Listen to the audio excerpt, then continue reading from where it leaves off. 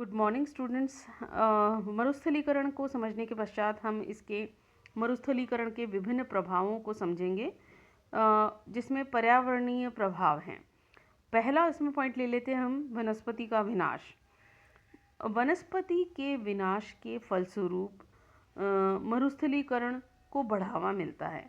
यानी वनस्पति का विनाश चाहे वो प्राकृतिक तरीके से हो, चाहे वो मानवीयकृत कारक हो, कोई भी कारक हो, अगर वनस्पति का विनाश होता है तो उस समूचे क्षेत्र के अंतर्गत धीरे धीरे जैव विविधता का ह्रास होने लगता है और साथ के साथ उसका कालांतर में एक उस क्षेत्र पर ऐसा प्रभाव पड़ता है कि मृदा का कटाव होने लगेगा। वनस्पतिक आवरण जैसे ही कम होगा, मृदा का कटाव होगा। मृदा के कटाव के फलस्वरूप धीरे धीरे जैव विविधता का ह्रास होगा और वो धीरे धीरे जल स्तर, भूमिगत जल स्तर में निरंतर कम होता चला जाएगा।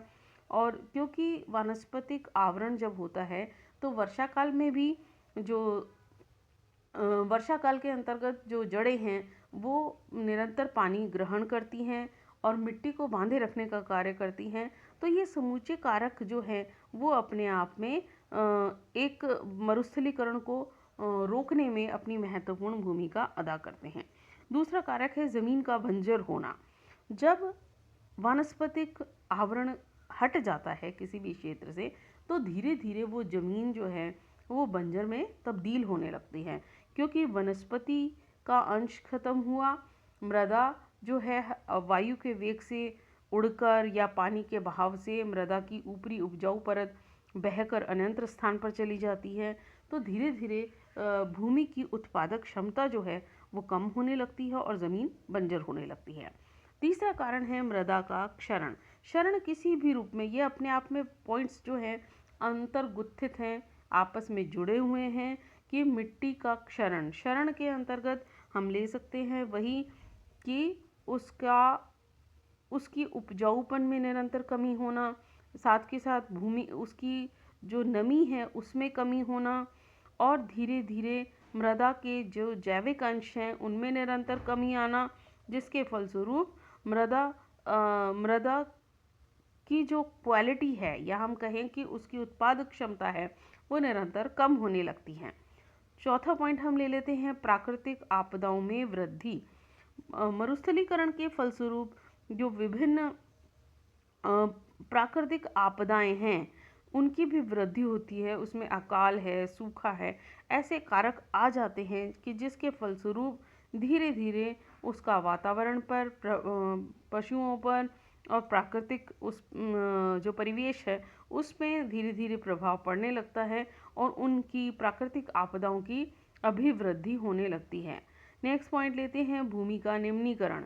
यानी भूमि का निम्नीकरण से तात्पर्य है कि भूमि का डिग्रेडेशन होना, यानी उसकी उत्पादक क्षमता में कमी आना, भूमि की जो क्वालिटी है उसमें निरंतर कमी आना। उसकी उत्पादक क्षमता कम क्यों होगी कि उसमें जब जैविक अंशों में कमी आएगी, उसका वो भी कारक है। नेक्स्ट हम लेते हैं पॉइंट जल प्रदूषण।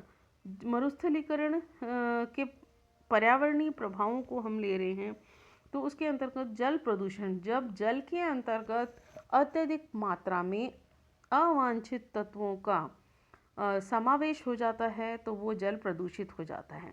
अवांछित तत्व किसी भी रूप में हो सकते हैं कि जल के ताप में वृद्धि हो जाए, उसके रंग में रंग चेंज हो जाए, उसमें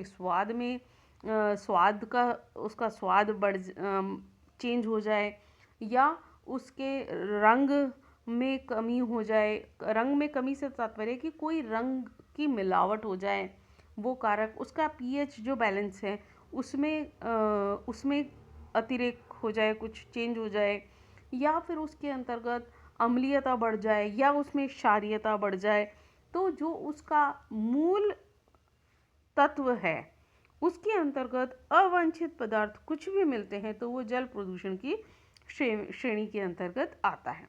फिर हम लेते हैं जैव विविधता को नुकसान और प्रजातियों का विलुप्त होना।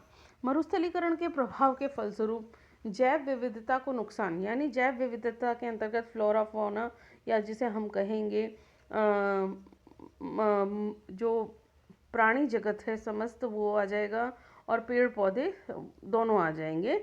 और इनकी जो विभिन्न प्रजातियां हैं, चाहे वो पेड़ पौधों की प्रजातियां हों और चाहे वो विभिन्न पशु पक्षियों के प्रजातियां हों, उनका उनका जब किसी भी एक क्षेत्र विशेष के अंतर्गत जब मरुस्थलीकरण का प्रसरण होता है तो जलवायु में परिवर्तन आने लगता है। और जलवायु में परिवर्तन आने के फलस्वरूप जो जैव विविधता, यानी हमारा उस क्षेत्र में रहने वाले विभिन्न जीव जंतु, पशु पक्षी और साथ के साथ विभिन्न जो हमारे पेड़ पौधे हैं, उनकी जो विभिन्न प्रजातियां हैं वो धीरे धीरे विलुप्त होने लगती हैं। उनमें पहले वो हम लुप्त प्राय होने लगती हैं और धीरे धीरे वो ख़त्म होने लगती हैं। नेक्स्ट हम आर्थिक प्रभाव के रूप में ले लेंगे। प्राकृतिक जोखिम की घटनाओं में वृद्धि होती है, यानी प्राकृतिक आपदाओं में वृद्धि होती है। जैसे बाढ़ आ जाएगी, और भूस्खलन से तात्पर्य है हमारा कि वे ऊंचे क्षेत्र जिसमें कि जब वर्षा दिनों की संख्या ज़्यादा दिन हो जाए तो मृदा की जो ऊपरी परत है वो कई बार बहुत पतली होकर उसमें मृदा जल का भरण या उसमें ज़्यादा मात्रा हो जाती है। तो ऐसी स्थिति में जो मिट्टी का आवरण है वो अपनी निचली सतह को छोड़ देता है, और वो जो ऊपरी आवरण है वो जिसमें मिट्टी, सिल्ट, गाद और कंकड़ पत्थर, ये अपनी निचली परत को छोड़कर ढाल के अनुरूप निचले भाग या घाटियों के अंतर्गत जब बहने लगते हैं तो उसे हम भूस्खलन की संज्ञा देते हैं। इसे हम इन पॉइंट्स को हम आगे भी चित्र में प्रदर्शन के द्वारा भी समझेंगे। नेक्स्ट पॉइंट है कृषि उत्पादकता को खतरा। जब मरुस्थल का प्रसरण होने लगता है या मरुस्थलीकरण बढ़ने लगता है तो ऐसी स्थिति में कृषि की उत्पादकता को भी खतरा पहुंचता है, क्योंकि मैंने आपको इससे पहले इस पॉइंट को काफ़ी डिटेल से समझाया है कि मृदा का उपजाऊपन जो है वो कम होने लगता है, तो उसका सीधा सीधा प्रभाव हमारी कृषि उत्पादकता पर पड़ता है। वो एक कारक है। फिर पुनरावृत्ति प्रभाव गरीबी को बढ़ाते हैं। यानी इस तरीके के ये जो समन्वित जो मैंने पॉइंट्स बताए, इन सब का प्रभाव लोगों पर पड़ता है, और निरंतर इससे हमारे जो भारत के अंतर्गत 70% किसान हैं और उन किसानों के ऊपर उसका सीधा प्रभाव पड़ता है कि गरीबी बढ़ने लगती है, और उसका प्रत्यक्ष या अप्रत्यक्ष रूप से प्रभाव हमारी समस्त जनता के ऊपर पड़ता है, जिससे कि हमारी अर्थव्यवस्था की कुल उत्पादकता घट जाती है। फिर सामाजिक प्रभाव के रूप में हम लें तो अकाल, गरीबी, सामाजिक संघर्ष की स्थिति बनती है, सामूहिक पलायन होने लगते हैं, पर्यावरण प्रवसन यानी विभिन्न पेड़, विभिन्न पशु पक्षी जो हैं वो भी प्रवसन करने लगते हैं, खाद्य सुरक्षा के विभिन्न मुद्दे हो जाते हैं। जैसे अभी हम देख रहे हैं किसान आंदोलन पे बैठे हुए हैं और उनका मूल मुद्दा खाद्य सुरक्षा को लेकर है। इस तरीके के जो प्रभाव हैं वो दृष्टिगत होते हैं, और साथ के साथ राजनीतिक प्रभाव भी हमें देखने को मिलता है कि अपरिपक्व प्रभावों से राजनीतिक स्थिरता की स्थिति जो हम वर्तमान परिप्रेक्ष्य में राजनीति के अंतर्गत देख रहे हैं वो सब इसी का परिणाम है। धन्यवाद। ये आपको मैं समझती हूँ कि ये आपको पॉइंट समझ में आए होंगे इसके प्रभाव, और